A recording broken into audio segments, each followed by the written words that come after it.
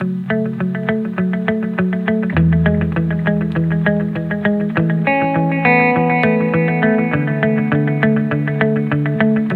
bonjour à tous, merci, à ceux qui continuent de nous rejoindre. Aujourd'hui, on va faire une session d'information, co-organisée, avec, BPI France et le LZE, pardon, autour, des méthodologies et bonnes pratiques pour candidater à l'appel à projet Data Challenge en santé. Pour rappel, la prochaine relève des candidatures à ce dispositif aura lieu le 30 juin. Cette session a pour vocation, de vous aider à préparer, une candidature.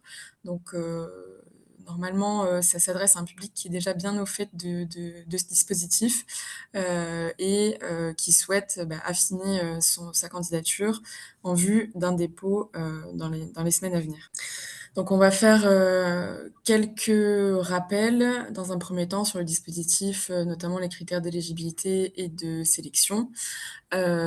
Voir ensemble les pièces du dossier de candidature avec un focus sur quelques petits éléments clés avec des conseils, notamment sur les exemples de dépenses qui peuvent être engagées dans le cadre, de ce type de projet avec, l'équipe de BPI France qui, fera un focus sur, l'annexe financière et donnera des conseils pour le remplissage de cette annexe. Une présentation du calendrier, de la phase de sélection et une grosse partie de cette session sera dédiée à des questions-réponses. Donc pour les questions-réponses, vous avez un onglet en bas pour poser vos questions, à l'écrit. On va essayer de privilégier ce format pour qu'on puisse, essayer d'adresser un maximum de questions, sachant qu'on en a aussi reçu par mail, on pourra les adresser ici et s'il y a besoin d'échanger, oralement sur certains points, qui ont besoin d'avoir un échange un peu plus dynamique, vous pourrez lever la main. Par contre, on vous demandera de ne pas activer votre caméra, sinon, étant donné que la session est enregistrée et qu'un replay sera envoyé à tous les inscrits, ça impliquerait une autorisation de droit à l'image si vous activez vos caméras, donc on vous demande de ne pas les activer si possible. Alors quelques rappels rapidement, donc déjà sur le dispositif, c'est un dispositif qui vise à, accompagner des acteurs de l'écosystème dans l'organisation de data challenge en santé, donc des compétitions internationales, en sciences des données autour d'une thématique médicale. Heu, voilà et les acteurs de l'écosystème qui sont, ciblés par ce dispositif sont plus précisément des personnes immatriculées en France et des sociétés savantes rattachées à un conseil national professionnel ou des établissements de santé publics ou privés, des groupements de coopération sanitaire ou des structures, labellisées instituts hospitalo-universitaires.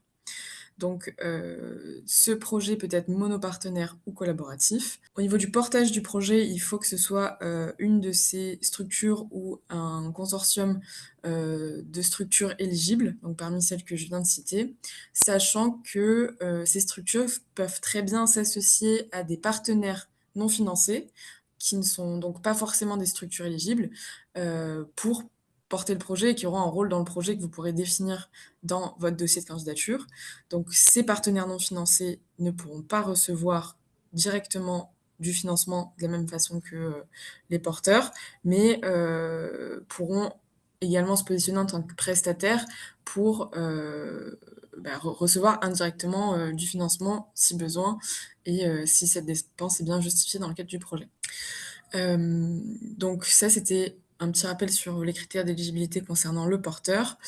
Le détail avec l'ensemble des critères est disponible dans le cahier des charges de l'appel à projet, qui est disponible sur la plateforme de BPI France. On vous remettra le lien, dans le chat si vous le souhaitez. Et concernant le projet, pour être éligible, il faut que ce projet porte uniquement sur l'organisation d'un data challenge, donc c'est-à-dire que toutes les dépenses engagées, doivent être justifiées dans le cadre de ce type de projet. L'assiette, de dépenses maximale pour ces projets est fixée à 300 000 € et il faut que cette assiette, de dépenses, enfin que les travaux éligibles ne doivent pas avoir fait l'objet de financement public en dehors du cadre de cet appel à projet. Et enfin, heu, un dernier critère d'éligibilité concernant le projet, c'est qu'il doit pouvoir se dérouler sur une durée qui ne dépasse pas 18 mois depuis les phases de cadrage, jusqu'à la clôture. Donc concernant, les critères de sélection, on vous a remis quelques critères, principaux, mais ils sont tous disponibles et détaillés également dans le cahier des charges.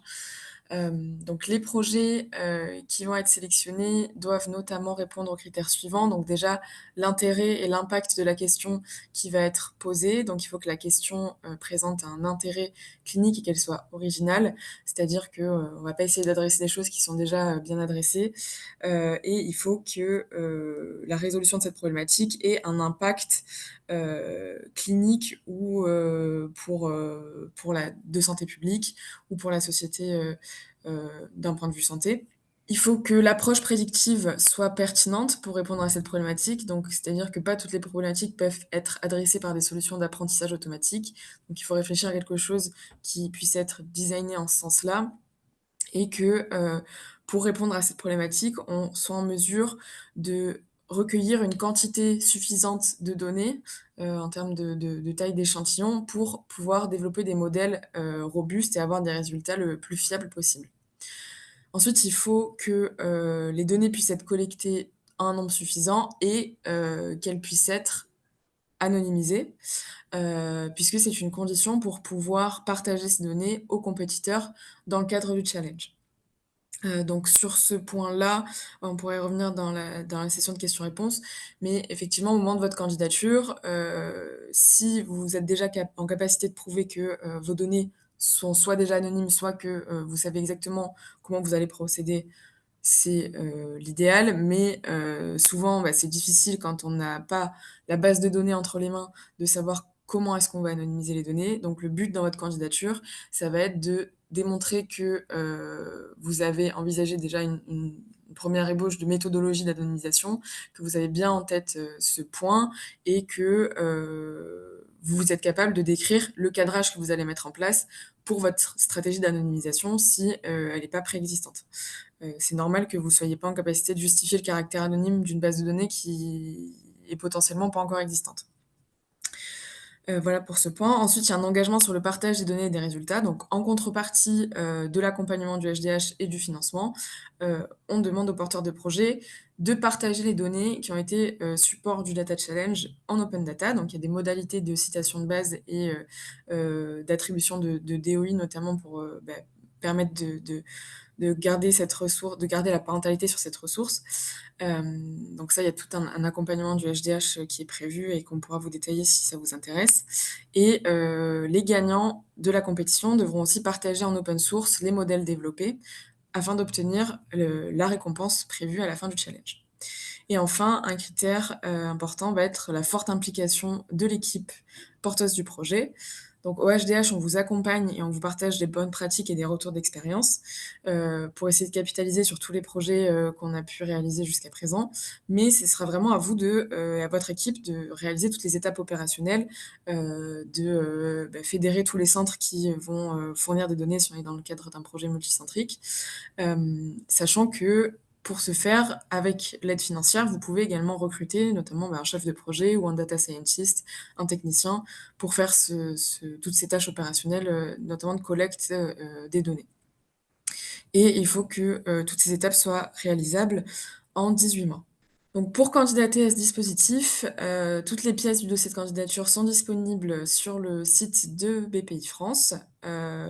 Donc il y a un document, une annexe 0 qui recense tous les documents constitutifs, d'un dossier complet. Donc grâce à ça, vous pouvez voir en fonction de la, nature de votre structure, quels documents vous concernent. Pas l'intégralité des documents est à remplir, pour tous les types de structures éligibles. Donc attention à bien vérifier ça. Là, on vous a remis, le détail des, documents qui sont communs à tous les types de porteurs de projets. Donc, côté HDH, on est surtout, expert, on va dire, sur ce qui va concerner la présentation détaillée du projet, heu, dans le sens où on peut vous répondre à vos questions sur tout ce qui va être, les sujets substantiels, en fait, sur le fond de votre projet, et sur, la forme. Pour tout ce qui est financier et administratif, c'est plutôt, l'équipe de BPI France qui pourra, répondre à vos questions. Donc simplement quelques précisions sur la présentation détaillée du projet. Donc ça, c'est un document Word à remplir. Normalement, on a fait en sorte d'essayer d'expliquer dans chaque case, les attendus, mais n'hésitez pas à nous poser des questions s'il y a des choses qui sont pas claires.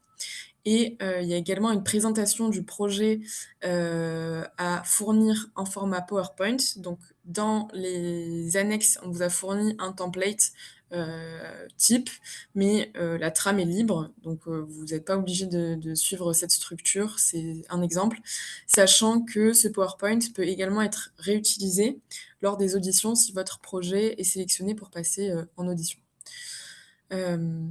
Voilà et on avait eu des questions aussi sur le résumé pour communication publique parce qu'effectivement, il y a pas mal d'informations qui sont demandées et que vous n'avez pas forcément, à ce moment-là. Donc pour ce document, l'idée, c'est de le remplir, au maximum et de façon prévisionnelle.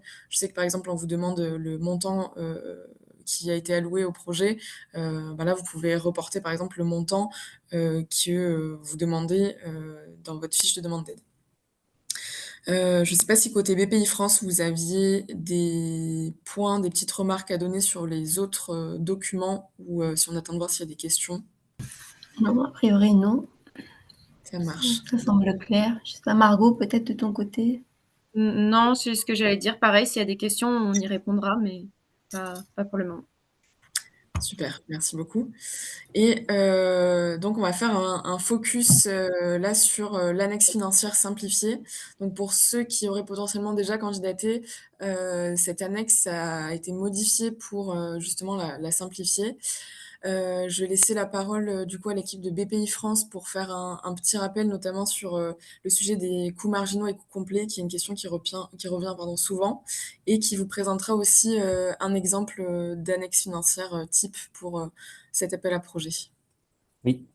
Du coup, donc, pour revenir rapidement sur les coûts présentés pour les acteurs non économiques, vous avez la possibilité soit de présenter en coûts marginaux, donc ça veut dire que les coûts présentés seront financés à 100%, sachant que ça doit être uniquement tout ce qui est prestations externes ou matériel, et notamment le personnel déjà en place n'est pas éligible dans le cadre des coûts marginaux. Donc, c'est uniquement des recrutements spécifiques pour le projet qui sera déposé. Dans le cadre des coûts complets, vous avez la possibilité, dans ce cas-là, de faire financer du temps RH, du temps humain d'équipes qui sont déjà en poste permanent au sein de la structure, mais du coup, la prise en charge ne sera que de 50%. Et il faut justifier d'une comptabilité analytique suffisante qui permet justement de départager les coûts liés au projet des coûts de fonctionnement de la structure. Et on rappelle dans le cas de BPI France, mais le choix que vous faites ici sera engageant pour de futurs appels à projets sur lesquels vous pourriez postuler chez BPI France. Et du coup, je vais maintenant partager mon écran. Est-ce que vous voyez mon écran? Oui. Oui. Donc, comme mentionné, l'annexe a été un peu simplifiée, l'annexe financière. Du coup, ce qu'on vous demande, donc, c'est remplir l'acronyme du projet et la structure qui candidate. Et ensuite, vous avez ce tableau à remplir. Le premier élément, c'est que vous avez la possibilité de scinder votre projet en plusieurs étapes si vous le souhaitez. Donc, on vous demande de renseigner les périodes et qui devront être expliquées aussi sur pourquoi ça a été segmenté. Ensuite, il y a la première partie, donc, qui sont les dépenses de personnel. Donc là, ce qu'on vous demande, c'est de renseigner la typologie de poste. Du coup, dans le cadre si vous présentez en coûts marginaux, vous aurez uniquement des recrutements. Donc, il faudra le préciser. Si vous présentez en coût complet, donc ça peut être des postes de personnes qui sont déjà en place. Et ensuite, pour chacun de ces lignes, le prix de l'heure du personnel chargé et ensuite le nombre d'heures sur chaque période. Et donc, le total est calculé automatiquement.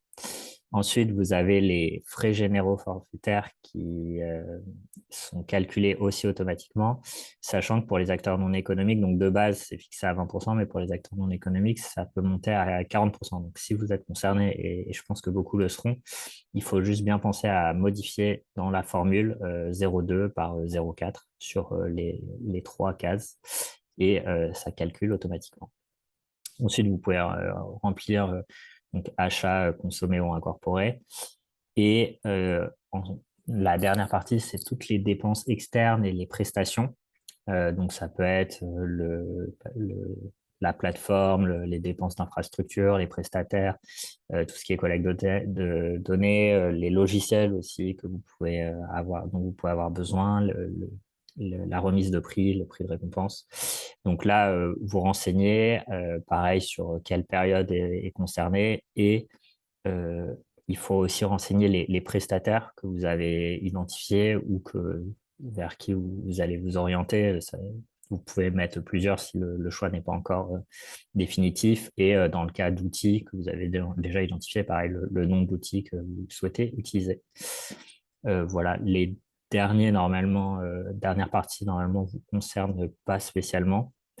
Et voilà. Et ensuite, ça calcule automatiquement dans cette case J35 le montant total, et il faut bien faire attention que ce montant soit inférieur à 300 000 euros. Voilà pour la présentation. Donc, normalement, elle n'est pas trop compliquée, mais on reste disponible si jamais il y a des éléments qui ne sont pas clairs.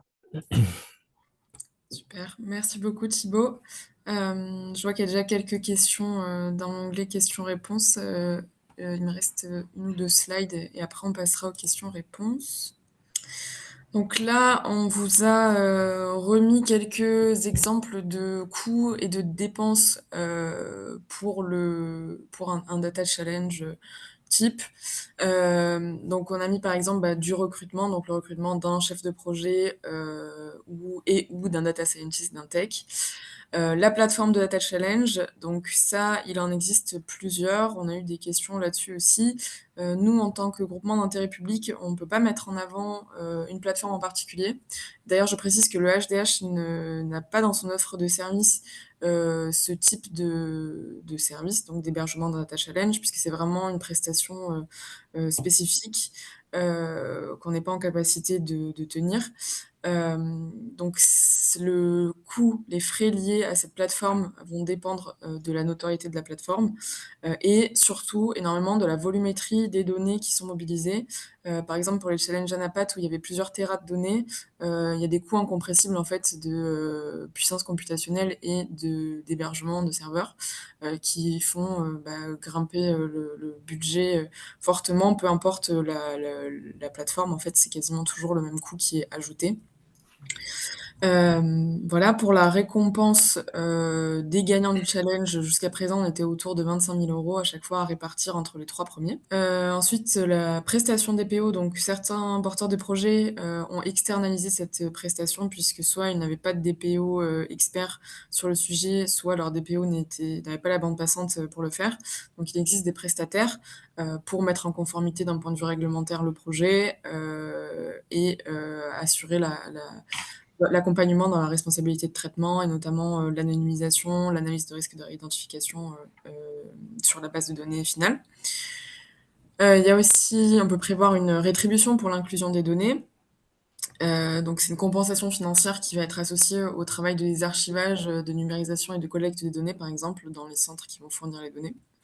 Donc par exemple, en Anapat, il me semble que c'était à peu près 6 € par lame. Après, il peut y avoir des coûts d'infrastructure d'hébergement. Si vous souhaitez centraliser les données sur une infrastructure dédiée, vous pouvez avoir des frais de service d'hébergement. L'information aux patients aussi, donc souvent on est dans le cadre d'une MR004 dans ce type de projet qui demande d'informer les patients pour recueillir une non-opposition. Et cette information peut avoir un coût, notamment pour envoyer les courriers, par exemple.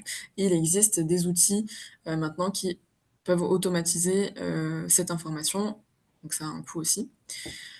Ensuite, l'outil d'annotation. Donc dans les challenges notamment qui impliquent de l'imagerie biomédicale, on a besoin d'avoir une réalité de terrain, pour entraîner les modèles et ça demande donc d'annoter les données.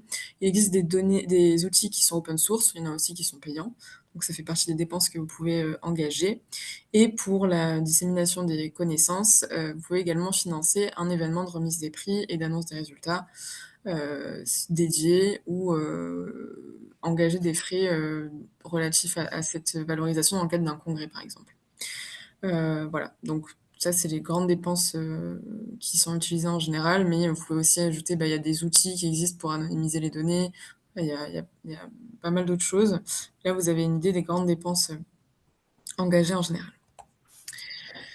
D'un point de vue du calendrier, donc on avait, lancé le dispositif enfin ce nouveau cahier des charges, en juillet 2023. Il y a eu une première, relève en février, 2024 et là, en juin 2025, c'est la dernière relève des candidatures pour ce, cahier des charges. Donc, en principe, on devrait réaliser la phase de présélection, en début d'été, et un jury d'experts indépendants analysera les candidatures courant de l'été pour, des auditions prévues en septembre, sachant que le calendrier peut être glissant selon le nombre de candidatures et sachant qu'il y a la période estivale, au milieu. Donc, les auditions seront prévues entre, mi-septembre et mi-octobre 2025. Donc à l'issue de ces auditions, les projets retenus, leurs dossiers passeront en instruction côté BPIFrance, puis, la décision de financement, devrait être donnée en fin d'année, 2025, ce qui fait un lancement effectif des projets et des premières étapes de cadrage début 2026. Voilà et normalement, c'est à ce moment-là que vous devriez également recevoir la première avance pour le financement. Je ne sais pas si vous voulez compléter quelque chose côté, BPIFrance? Pour l'instant, non, mais peut-être que on répondra, on apportera des précisions au moment des questions. Ça marche. Justement, on y arrive, aux questions-réponses. Donc on va prendre quelques questions, enfin les questions qui sont dans le chat, répondre à celles qu'on a reçues par mail aussi et si vous en avez d'autres, vous avez nos adresses mail qui s'affichent, pardon, ici, et on y répondra également. Alors on a une première question. Je souhaitais vérifier qu'il est possible de financer les annotateurs. Là, effectivement, ça va dépendre de, s'ils sont externes ou pas. Enfin, je parle sous couvert de l'équipe de BPIFrance, mais, du coup, s'ils sont en interne, ça sera pas possible, ça doit être en coût complet. C'est ça? Alors, je pense que la question, bonjour à tous, pardon. Je pense que la question est peut-être liée au recours en fait d'experts annotateurs externes et dans ce cas-là, effectivement, il pourrait être considéré comme sous-traitant de l'établissement. Maintenant, voilà, si c'est de la facturation interne au sein d'un même établissement ou d'un consortium, il faut regarder les choses au cas par cas. Merci beaucoup. La phase de valorisation post-data challenge ne peut être incluse dans la durée de 18 mois, ni les coûts potentiels associés. Alors la phase de valorisation post-challenge, effectivement, à l'issue de la compétition, quelques semaines après, en général, on organise, un événement de restitution des résultats et de remise des prix. Donc c'est, finalement, assez rapproché de la fin de la compétition en général. Donc ça peut être inclus dans la durée, des 18 mois et faire partie, du coup des dépenses. Par contre, c'est en général une phase, qui va durer, on espère plusieurs mois, plusieurs années après le challenge et donc toutes les dépenses qui vont être engagées, à l'issue de cet accompagnement-là, effectivement, elles peuvent pas être prises en compte une fois que le programme est terminé. Oui, tout à fait. Et juste pour compléter, en fait, dans la page 7 du cahier des charges, donc il y a quand même des coûts qui sont prévus à la dissémination des connaissances et donc à la valorisation. Et ces coûts doivent pas excéder les 20%, 20% de l'assiette totale, et avec un plafond de 50 KE par bénéficiaire. Mais effectivement, il faudrait que les dépenses soient engagées pendant la durée d'exécution du projet. Alors on a une question similaire. Est-ce que les 18 mois incluent la phase de valorisation? Donc on y a répondu. Et la publication des bases de données. Donc oui, après la publication des bases de données, on a une offre de service, au HDH. En principe, ça devrait pas engager de dépenses puisque même si la base de données est volumineuse, nous, on propose de l'héberger, voilà, dans notre cadre contractuel. Et après, la mise à disposition sur data.gouv n'est pas payante. Alors ça, c'est une question plus pour vous sur les coûts marginaux. Est-ce que vous voyez les questions aussi dans l'onglet côté BPI France Oui, oui. sur les coûts marginaux? Alors, est-ce qu'il est possible ça revient un peu là. Alors, on va relire la question. Est-ce que vérifier si les coûts marginaux, est-ce qu'il est possible de financer du personnel provenant de l'université rattachée à l'hôpital et donc de l'université comme considéré comme prestataire? La facture pour cette prestation peut correspondre au but chargé plus 40% environnement. Enfin, c'est un cas assez particulier qui mériterait au moment de l'instruction de regarder ça avec précaution. Mais ça pourrait être possible, mais voilà, pour l'instant, on s'engage pas là-dessus. Mais ce sera regardé avec lors de l'instruction si jamais ce projet passe en instruction. Je ne sais pas, Thibaut, si tu souhaites ajouter des éléments. Oui, non, mais en fait, c'est que effectivement, il y a pas mal de cas, donc il faut regarder exactement le type de contrat, etc. Donc ça, on traite au cas par cas, effectivement. Et sur le sujet des coûts marginaux et coûts complets, une précision aussi, jusqu'à présent, tous nos porteurs de projets sont passés par des coûts marginaux. Voilà, si ça peut en aider certains. Alors bonjour, est-ce que le partage concerne tout le set de données ou une partie? Donc pour la mise en open data, dans le cahier des charges et la convention de partenariat, ce qui est indiqué, c'est que, vous pouvez partager un périmètre des données. Donc, ce qui sous-entend que vous n'êtes pas obligé de tout partager. Heu, pourquoi cette règle? Parce qu'on souhaite que les porteurs de projets puissent conserver notamment, le jeu de test et de validation privé pour qu'ils puissent continuer à tester et valider, des nouveaux modèles ou, des modèles qui seraient améliorés à l'issue du challenge avec des bases, qui restent scellées. Sachant que, en général, c'est une partie quand même réduite de l'ensemble des données puisque le set d'entraînement, c'est la plus grosse partie des données et on demande donc en fait, de partager, quand même une base de données qui soit, pertinente scientifiquement et qui a un intérêt pour, la communauté. Donc voilà, il faut que le périmètre soit suffisamment large quand même pour que la base, soit d'intérêt et puisse être réutilisée. Jusqu'à présent, quel a été le taux de projets acceptés? Alors il n'y avait pas un taux, de sélectivité imposé. Jusqu'à présent, on fonctionnait, enfin on a une enveloppe en fait pour ce dispositif et à partir du moment où les projets, répondaient aux critères de sélection et avaient été jugés, de bonne qualité, par les experts indépendants, on finançait les projets. Heu, Normalement pour cette relève, ça va fonctionner, comme ça aussi. On n'a pas de taux qui est imposé, sachant que, on peut sélectionner voilà un nombre de projets dans la limite de l'enveloppe, disponible. Quand est versé l'argent par BPI? Donc ouais.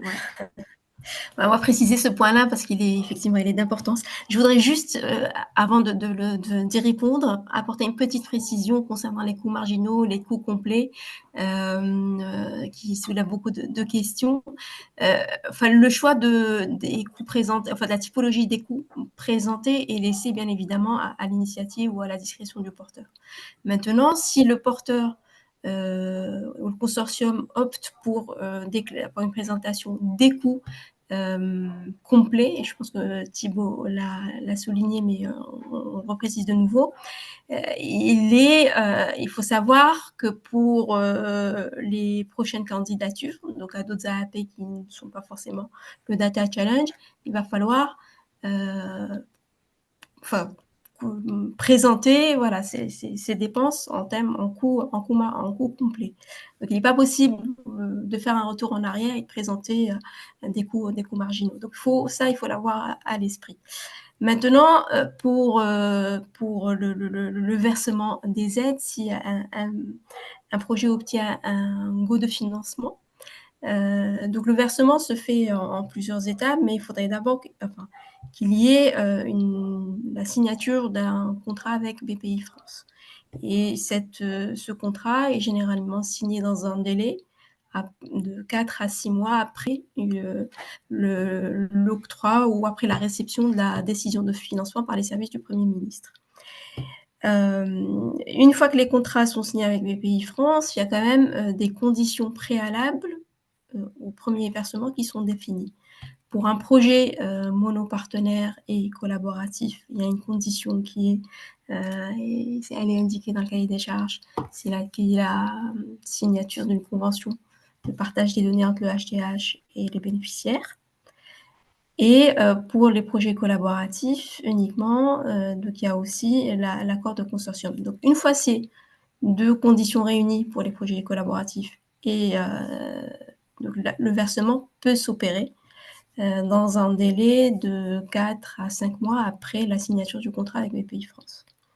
Et le versement se fait selon plusieurs tranches, donc au minimum 25% donc après la levée des conditions préalables. Il y a un solde après donc après à la fin du projet, donc à l'issue des 18 mois, et potentiellement un versement intermédiaire si on décide de mettre en place une étape clé intermédiaire pour évaluer l'avancement des travaux. Donc ça, c'est à laisser à l'appréciation du comité d'évaluation. Merci beaucoup Fatima. D'accord. Alors ça, c'est bon. Dans les cas des coûts marginaux, il est demandé de ne présenter... Donc ça, c'est bon Fatima pour cette question? Ou... Alors, je ne la vois pas. Dans le cas des coûts, il est demandé de présenter que les coûts éligibles. On ne doit pas présenter.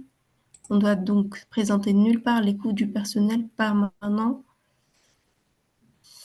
En effet. Donc il faut déclarer. Si voilà, vous raisonnez en termes de coûts marginaux, il faut déclarer des dépenses admissibles dans le cas de ce type de coûts. Et c'est ce qu'avait présenté Thibault dans l'annexe financière qui a servi comme modèle.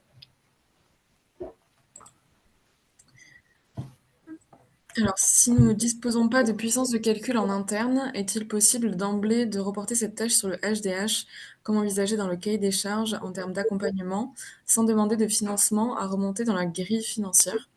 Alors, il faudrait qu'on sache pourquoi est-ce que vous avez besoin de puissance de calcul, parce que normalement, la puissance de calcul, c'est notamment nécessaire pendant la compétition. Ça, c'est un prestataire externe qui est choisi par le porteur de projet qui a cette tâche-là. Si c'est plus une question d'infrastructure de stockage pour le traitement des données, alors c'est possible, on l'a fait pour les projets notamment qui mobilisaient les données à NAPAT très volumineuses, sachant que il faut bien détailler ça dans votre dossier de candidature, ce que vous attendez du HDH comme accompagnement.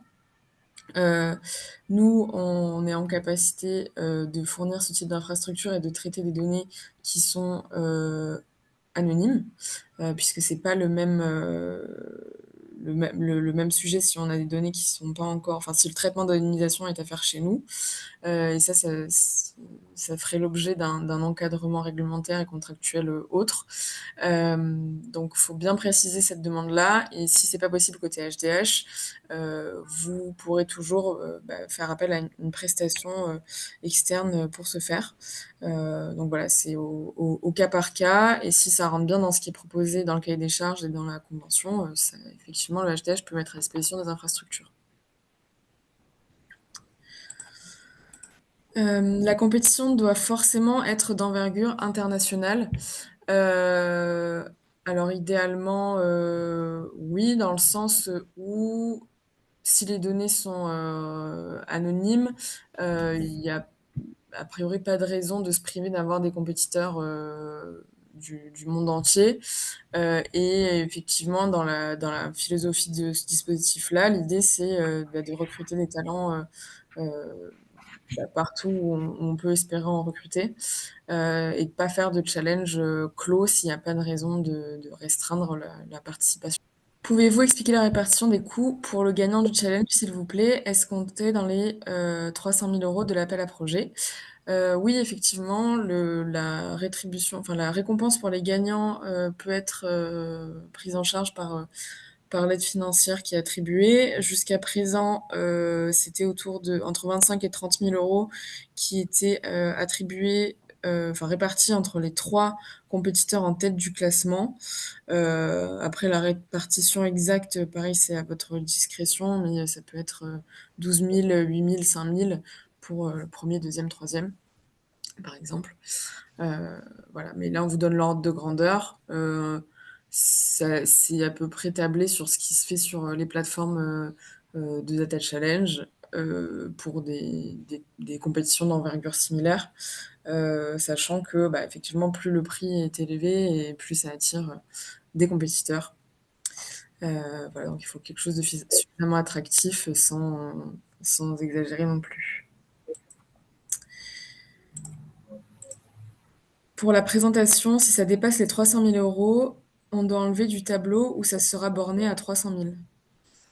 Non, ce serait bien quand même de présenter un budget respectueux un peu de la fourchette indiquée dans le cahier des charges, donc rester à 300 000.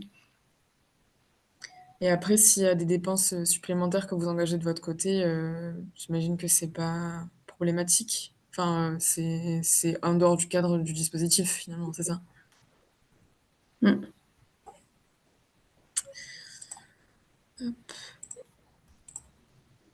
La notoriété de la plateforme de compétition et le sujet du Data Challenge suffit-il à attirer les compétiteurs? Comment anticiper le volume de compétiteurs, qui est une donnée importante pour estimer le budget à provisionner? Effectivement, il y a alors pas toutes les plateformes. Je crois qu'il y a certaines plateformes qui peut-être plafonnent un nombre de compétiteurs, mais je ne crois pas que ce soit le cas de toutes les plateformes.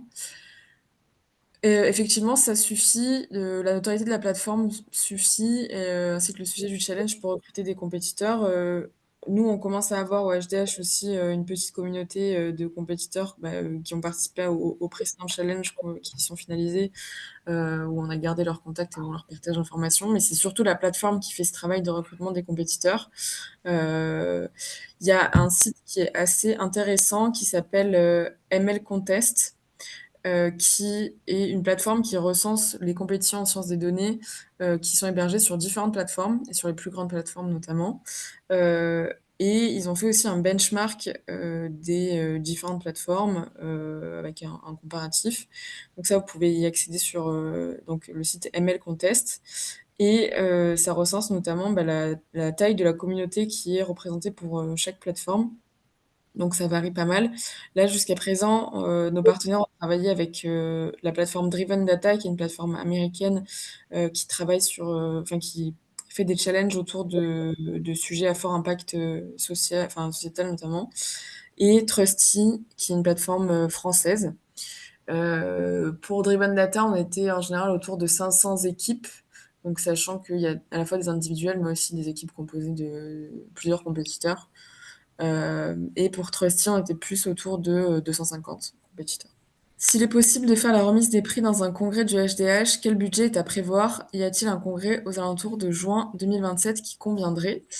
Alors nous, effectivement, au HDH, on a déjà organisé des événements de remise des prix pour nos partenaires, donc soit dédiés, soit, par exemple, hier, on a fait une remise des prix dans le cadre de la journée de l'Open Science en santé pour un de nos challenges.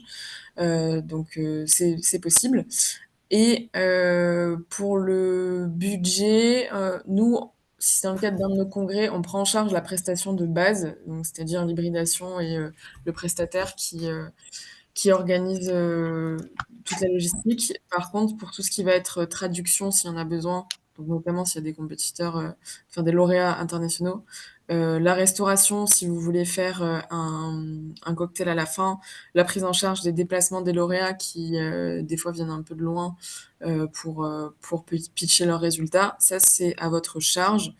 Donc c'est pour ça qu'on met en général, enfin un peu largement, 15 000 €, puisque c'est ce que ça coûte pour l'intégralité de la prestation. Si vous vous, joignez à un événement du HDH, ça sera moins cher, mais voilà, en tout cas pour la restauration et le déplacement des candidats, j'ai envie de dire faut prévoir autour de 5 000 €. Mais c'est, un peu à la louche pour le coup. Bonjour, est-ce que le fait d'avoir une collaboration multicentrique européenne comme le projet UCAIM pourrait être un obstacle ou un avantage dans le cadre d'un appel à projet national français? Alors non, nous on serait très heureux d'avoir, justement des données, bah, en fait plus on a des données, qui viennent de centres différents, plus on a des résultats, robustes puisque, ça permet d'avoir, une représentativité, beaucoup plus large. Donc non, non, c'est plutôt, un avantage. C'est juste que, Fatima, si vous voulez, compléter, pardon. Oui, juste pour compléter, mais effectivement, ça peut être un avantage et un gros avantage même. Maintenant, il faut avoir à l'esprit que ça pourrait, une ouverture internationale et européenne pourrait engendrer des coûts qui ne sont pas des coûts en France. Et donc cela ne serait sans doute pas éligible au cahier des charges. Donc, mais bon, c'est à considérer avec prudence aussi au moment de l'instruction si un projet de ce type passe un peu les différentes phases de sélection. Pardon Fatima, il y a du coup les dépenses qui sont enfin, ils Par peuvent exemple, s'il y engager a des dépenses. voilà, juste pour illustrer un petit peu le propos, si voilà, des experts ou des données, enfin, si les coûts de prestation sont nécessaires pour la bonne exécution du projet, et que ces coûts voilà, sont des coûts européens ou américains, ben, on ne va pas forcément les prendre en charge. D'accord. Merci beaucoup. À moins d'une justification très précise, parce que peut-être l'accès à des données de niche peut parvenir d'un établissement européen, et là, auquel cas, peut-être on pourrait considérer la chose et prendre en charge ce type de dépenses. Mais si voilà, s'il n'y a pas de rareté des cas, bon là, généralement, c'est pas éligible.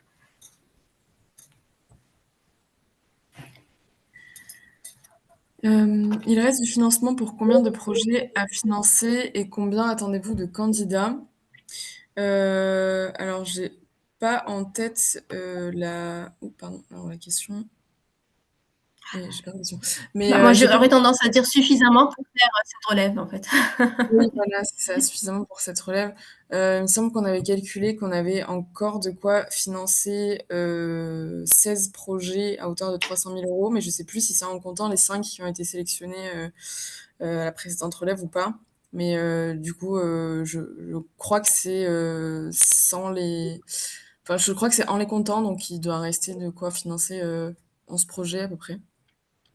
Et combien on en attend? C'est un peu difficile à dire maintenant puisque, on est en contact avec, pas mal d'équipes qui envisagent de déposer, mais on n'est pas sûr qu'elles déposent. Et pour l'instant sur la plateforme, pas tout le monde a encore créé son brouillon et son dépôt de projet. Donc c'est difficile à dire avant la deadline malheureusement. Est-il possible heu candidater, donc c'est peut-être financer des projets non pas en Oui, 3 étapes? cadencer, je pense, ouais, ouais, en 3 étapes. Est-ce qu'il est possible de cadencer en 3 étapes clés sur un projet de 18 mois, mais en 2 étapes? C'est possible aussi, mais ça dépend en fait encore une fois, du projet, de sa typologie, des conditions définies au moment de son instruction. Voilà, donc je dirais que oui, mais c'est projet dépendant. Voilà. Dans les différents documents MOOC sur le Data Challenge, il est mentionné certains noms de plateformes internationales pour réaliser le Data Challenge. Est-ce que ça répond aux prérequis international? Oui. Enfin, si c'est dans le sens, prérequis international, quand on dit une compétition internationale, oui, c'est ça, puisque ces plateformes, enfin, sont ouvertes à des compétiteurs, partout dans le monde. Faut-il qu'on ait un devis de Kaggle ou autre pour avoir une bonne idée du budget à prévoir? Alors idéalement, oui, ça peut être bien. Alors Kaggle, on n'a jamais travaillé avec eux pour le coup, c'est la plateforme de Google, parce que déjà c'est très cher. Ils sont, très exigeants sur la qualité des challenges, donc voilà, en fait, ils sont très sélectifs et ils ont aussi un calendrier qui est, pas forcément arrangeant. Enfin, vous pouvez pas publier votre compétition quand vous voulez, comme vous voulez. C'est assez rigide. Donc, pour l'instant, nos partenaires ont privilégié des plateformes qui sont un peu moins connues, mais plus accessibles et avec qui il est plus simple d'échanger et d'organiser une compétition. Mais alors, idéalement, oui, c'est bien d'avoir des devis, puisque ça va dépendre de la nature de votre donnée et de la compétition. Mais sinon, l'ordre de grandeur, on vous l'a partagé là dans les slides. Voilà, ça dépend de. Mais enfin, c'est vrai que c'est bien de prévoir aux alentours de 50 000 euros, je dirais, pour cette prestation, mais vraiment à voir en fonction de la volumétrie de votre base. Alors, je n'ai pas compris, tous les prestataires doivent être français. Alors on par rapport à Kaggle, oui. On privilégie bien évidemment, la sous-traitance française. Maintenant, si elle doit être européenne ou autre, il faudrait justifier la nécessité de passer par ce type de prestation. Voilà. Donc oui, pour l'instant, pour les plateformes, du coup, enfin, il y a eu des recours à des plateformes américaines, mais ça se justifie dans le sens où, en France, pour l'instant, on n'a pas des plateformes aussi reconnues et qui ont la même offre de services que celles qui sont notamment américaines. Enfin, voilà, il y a plusieurs plateformes, pas seulement aux États-Unis, mais donc ça Ouais. se justifie, quoi. Et puis on est très attaché de plus en plus aux notions de souveraineté numérique. Donc voilà, il faut avoir ça à l'esprit aussi. On va dire voilà. Alors je crois qu'il n'y a pas plus de questions dans le chat. Est-ce qu'on avait reçu quelques questions par mail? Ah, on a une nouvelle question, pardon. Combien est le temps maximal pour la collecte des données? Faut-il se limiter à 3 centres? Alors, non, 3, le 3, je pense que vous confondez peut-être avec le consortium qui porte le projet. Donc, c'est pas forcément les porteurs de projet qui fournissent les données. Vous pouvez faire appel à autant de centres que vous voulez. Par exemple, pour le challenge Cytologia, dont on a fait la remise des prières, il y avait 20 centres francophones. Donc non, il n'y a pas de limite pour le nombre de centres. Plus il y a de centres, mieux c'est. Et plus on a de données, et mieux c'est pour le challenge. Et le temps maximal, il n'y a pas de temps maximal. Enfin, il faut que le projet soit réalisable en 18 mois. Mais du coup, vous répartissez cette phase comme vous le souhaitez. En général, c'est la phase la plus longue. Pour certains projets, ça a pris la grosse majorité du calendrier, quasiment 1 an, pour désarchiver, collecter, annoter, centraliser les données. Est-il possible de prévoir dans le budget un événement physique de lancement de la compétition sur le site du porteur? Alors selon moi, oui, ça fait partie de la dissémination des connaissances, mais je parle toujours sous couvert de l'équipe de BPI France. Oui, je pense que c'est possible. Il faut qu'ils soient tous de France, les centres participants. Alors non, surtout, enfin, comme Fatima l'expliquait tout à l'heure, s'il y a une rétribution pour l'inclusion, faut justifier l'intérêt d'inclure des données qui ne sont pas françaises. Mais il y a aussi beaucoup de challenges où les centres donnent sans rétribution les données. Par exemple, pour le challenge d'hier, il y a pas eu de rétribution et c'est 20 centres francophones.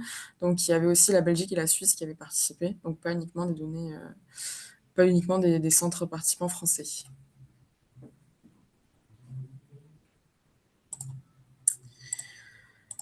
Donc voilà pour les questions en ligne. Est-ce que côté BPI, vous voulez peut-être adresser les questions qu'on avait reçues par mail si on les a pas toutes couvertes?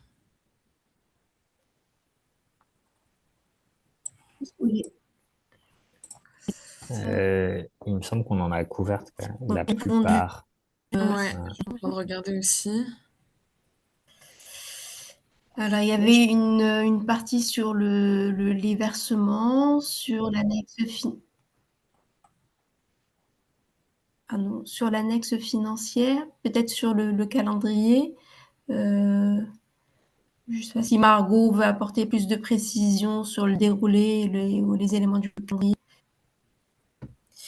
Alors après, sur le calendrier, Aussi c'est un calendrier une qui question est sur les coûts défini. marginaux, coûts complets, Oui, on y a c'est un répondu. Je calendrier. pense qu'on a parcouru un peu l'ensemble des questions. On est en train de parler en même temps, il me semble. Vous m'entendez? Oui. Ouais. Non, sur le calendrier, je ne sais pas si tu veux remettre la slide, Lauriane, mais pour le coup, c'est un calendrier prévisionnel qui peut évidemment glisser en fonction du nombre de projets qu'on va recevoir. Nous, ce qu'on vous demande bien, c'est d'essayer d'avoir le dossier complet vraiment au maximum pour le jour de la relève. Lorsqu'on va relever votre projet, on pourra vous faire des demandes de modification pour déposer des éléments manquants. S'il en manque, vous aurez 24 heures pour le faire et c'est vraiment important qu'il soit complet au plus vite parce que c'est à partir du moment où le dossier est jugé complet que vos dépenses pourront être éligibles. Donc voilà, vous avez le calendrier prévisionnel qui est ici et ensuite on vous demandera bien de nous répondre quand on fera les vérifications de conflit d'intérêts afin que les experts indépendants qui vont juger votre dossier soient bien à même de juger votre dossier et qu'il n'y ait pas de conflit d'intérêts des deux côtés. Les conflits sont bien vérifiés de votre côté et de celui des experts. Voilà, si vous avez des questions, vous n'hésitez pas. Il y a une adresse générique qui a été remise dans la présentation. N'hésitez pas à nous solliciter sur cette adresse générique-là en précisant le dispositif, donc le Data Challenge dans l'objet du mail et on vous répondra bien sûr. Ouais, n'hésitez pas aussi côté HDH, on vous a partagé l'adresse générique. On va bientôt clôturer. Juste, il y avait quelques questions que j'ai reçues par mail que j'ai pas tout à fait couvertes. On nous demandait en quoi consiste l'accompagnement du HDH. Donc, comme mentionné, en fait, c'est un partage de bonnes pratiques et de retours d'expérience et aussi pas mal de documentation, de contrats qui peuvent être similaires avec les prestataires, avec les partenaires, avec les centres inclueurs, etc. On essaie de capitaliser sur tout ce qui a été fait. Et après, c'est pas mal en fonction des besoins du partenaire. Voilà, mais bien essayer de délimiter dans votre candidature le périmètre de ce besoin-là et nous indiquer ce dont vous avez besoin pour votre projet. On avait une question un peu plus précise sur est-ce que on peut financer des technologies et des outils de génération de données synthétiques, notamment pour adresser le sujet de l'anonymisation. Donc en soi, ça peut être une dépense éligible puisque ça répond à un besoin dans le cadre du challenge. Juste attention aux données synthétiques. Parmi les critères de sélection des projets, il faut faire attention à avoir des données qui soient intéressantes pour la communauté et qui permettent de développer des outils qui peuvent être réutilisés et qui ont un intérêt et un impact clinique ou pour les patients et pour les praticiens. Donc attention à bien justifier que les données synthétiques permettent d'aboutir à ce type de résultats.